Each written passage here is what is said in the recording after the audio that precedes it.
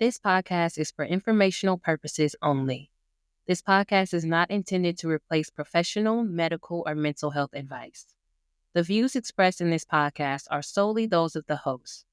Lastly, no guarantee is given regarding the accuracy of any statements or opinions made on this podcast. Greetings. I hope that all is well. In this episode of Who Is Me with Mr. Me, I will be discussing the aftermath of my parents' divorce and how it affected me. Remember that this is my perspective. Let's learn, heal, and grow together. Mr. Me. Now, I was a child of divorce. I was raised in an environment where the abuse was not necessarily physical. I did experience molestation, and I discussed this in the episode entitled Depression and Psychedelics. I experienced psychological abuse. According to Wikipedia, psychological abuse, often known as emotional or mental abuse, is a form of abuse that is characterized by a person subjecting or exposing another person to a behavior that may result in psychological trauma, including anxiety, chronic depression, clinical depression, or post-traumatic stress disorder, also known as PTSD. I experienced this at the hands of my parents. The following statements is something that I heard on a few occasions throughout my childhood. He is too young to remember, and what he doesn't know won't hurt him. Your mind records everything. According to psychiatrist and psychotherapist Carl Jung, the psyche or mind is understood to have three levels: the conscious mind, the personal unconscious, and the collective unconscious. The conscious mind, this is a part of the psyche that holds everything we are currently aware of, including thoughts, feelings, and perceptions. Personal unconscious, this level contains forgotten memories, repressed thoughts, and experiences that are not currently in our awareness but can still influence our behavior. Collective conscious, this is the deepest, most universal part of the psyche, containing inherited and universal patterns of thought and behaviors called archetypes, which are believed to be present in all humans. During my healing journey, I learned to forgive my parents. I forgave them for me, and in return, I was able to forgive myself. I had the realization that my parents were only human. They too were born in this world and suffered through their own trials and tribulations. These are generational curses, which is mind control through trauma that are passed down from generation to generation until there is one born into the bloodline that is destined to be the curse breaker. Oftentimes, these are the individuals that society brands as the weirdos, the black sheep of the family, the outcasts, those who are different. And in actuality, these are the chosen ones, the ones who are here to create change and are often ostracized by society. The only constant in the universe is change, and it boggles my mind as to why so many individuals have such an aversion to change. From my recollection, the happiest I've ever been thus far in my lifetime was during my childhood years, when my father still lived in the home with us. I always wanted to be around him. I remember staying up late waiting for him to come home from work. I heard stories that he would sit me on his lap and feed me soul food that my mother would prepare. I remember trying to walk around in his boots, and I had a fascination with his 1964 F-150. He was a Ford man. One day, all that happiness that I experienced came to an end. I remember an incident that occurred between my parents. I may have been around the age of 4 or 5. I was sitting on the living room floor, and all of a sudden, I see my mother shoving my father out of the front door. My father reached for me, and he said, "Ralph, help." She forced him out, almost slamming his arm in the door as he reached out for me. I sat there in silence. I felt a cold sensation come over my body as my heart began to close. This was the beginning of my repression. According to verywellmind.com, Repression is the unconscious blocking of unpleasant emotions, impulses, memories, and thoughts from our conscious mind. First described by Sigmund Freud, the purpose of this defense mechanism is to try to minimize feelings of guilt and anxiety. I did not hold any resentment towards my parents. This experience was a blessing and a curse. It forced me to go within myself, but in return, I developed low self-esteem and became socially awkward. I became one of the quiet ones. I was so quiet that my kindergarten and first grade teachers thought that I was a mute. For those who do not know, a mute person is someone who is unable to speak, either due to a physical inability or an unwillingness to speak, and can be caused by a variety of factors, including medical conditions, psychological issues, or developmental delays. I was the one that people saw as an easy target, a mark. My trauma could have been the reason as to why I struggled so much in the American school system. I loved learning, but I despised school. I was bullied in kindergarten. I dreaded having to attend school. I was terrified while I was at school. This was my kindergarten experience. I was 5 years old, and I hate bullies to this day. I still remember my bully's name. I wonder how he turned out in life. My first day of the first grade, I was behind. I did not know how to read, and I was barely able to write my own name. I did not know my surname. I didn't know my home address. I did not fit in with my classmates. I felt ashamed and alone. So, for the remainder of the day, I sat in the corner on top of a green beanbag. Later, I was sent to speech therapy, and I did not believe that this was speech therapy. I would meet with a woman. She was very kind to me, and I enjoyed meeting with her. She would place yellow cards with black dots and lines drawn on them in front of me. She would ask me questions, and I would answer them. And I did not recall any of our conversations.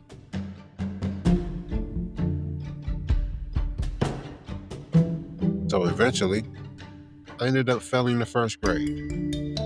I discovered this by my mother yelling at me.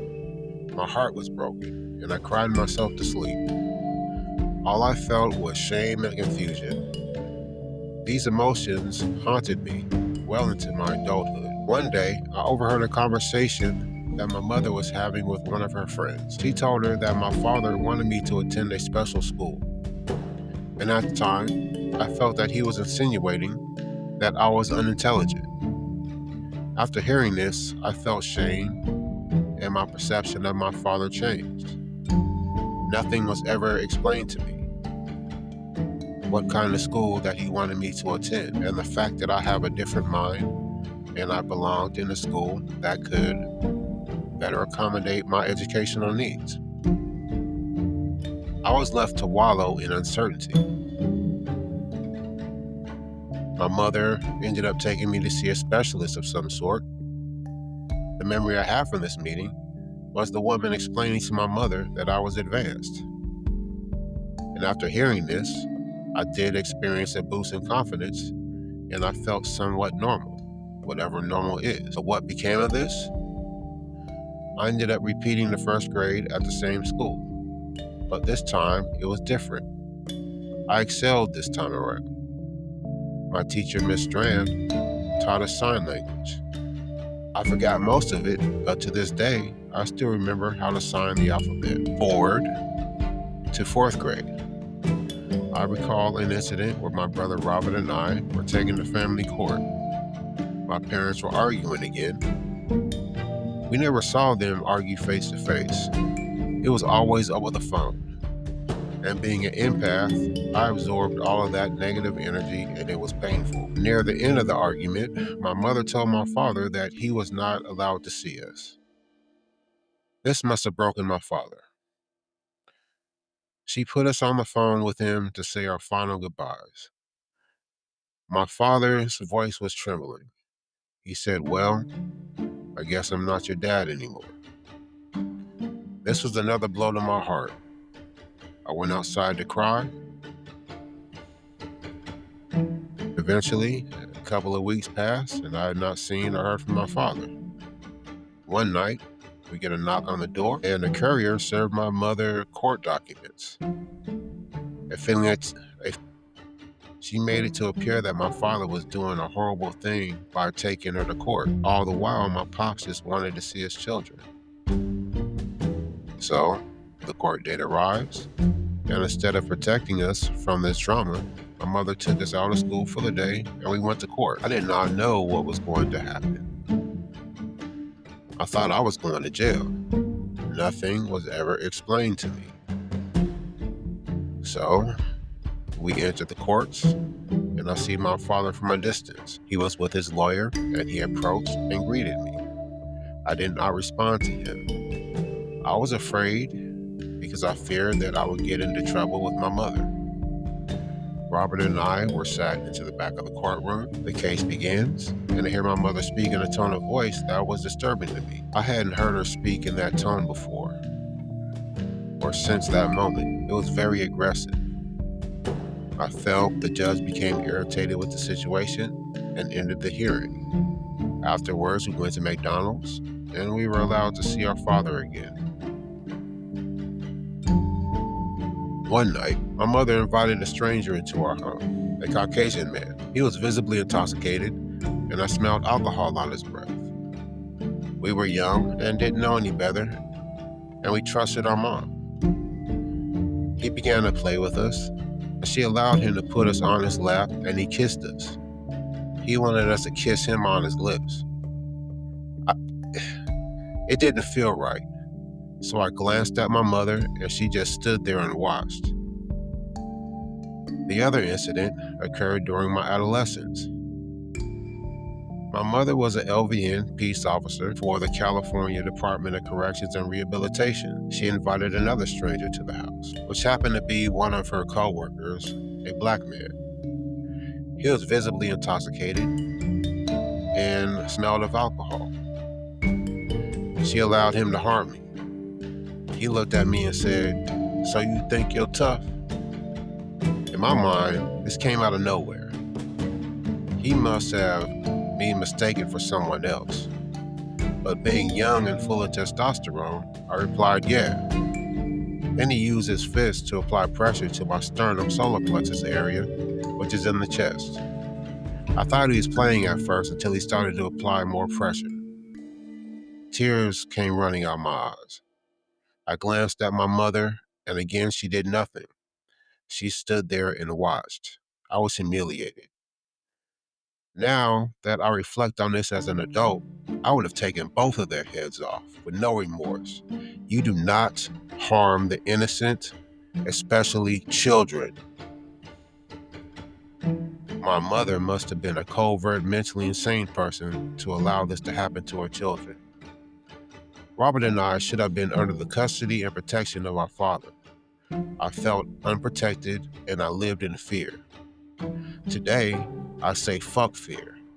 And I had the realization that my protection came from the spirit realm. If you know, then you know. I may discuss my supernatural experiences in a future episode. Life does as life does. Life moved on. I had my struggles in school, but they are nothing like what I experienced in kindergarten and my first go-around in the first grade. In the sixth grade, I became the student body president, and I wasn't any good at it other than giving speeches, but it was a positive experience for me. Fast forward to high school. In high school, I struggled with anxiety, depression, and low self-esteem. I felt awkward, and I still struggled with failure, along with the feelings of being bullied from kindergarten. I felt guilt, shame, and rejection. I felt physically unattractive and unintelligent. I was at the mall one day, and some jackass adult called me gay. And I was even questioned about my sexuality by one of my older brothers. I am not homosexual. I have always been attracted to the ladies. I was a late bloomer, and and I didn't have my first girlfriend until I was in college. I was lacking confidence, and I was afraid of rejection. So I never shot my shot at the girls that I was attracted to. I was lonely. I would cope by overeating, drinking alcohol, smoking weed, and watching porn. I also had a fascination with death, along with suicidal ideations. Trigger warning. During my senior year in high school, there were multiple suicides. And the thought of suicide grew stronger, and I began to fantasize about it. I would practice with my father's pistol. I would unload the weapon, draw back the hammer, place the pistol to my head, and I would squeeze the trigger. It was scary as hell. I would jump every time I squeezed the trigger, but I would practice this in order to desensitize myself, to make it easier when I decided to take my life. I wasn't going to leave a death note. I wanted to be forgotten. I would even drive around my hometown hoping that the police would pull me over and kill me. This was my high school reality. The suicidal ideations ended when I learned that I was going to graduate and I received my college acceptance letter. I suffered in silence and I carry my trauma well. I do not look like what I have gone through. Although I have lived a troubled life, I strive to follow the golden rule, and I try not to force my traumas upon others. I am not a victim. I am a survivor, and I do not have any regrets. Everything that I've experienced has happened for me and not to me. These experiences helped me to evolve into the being that I am today.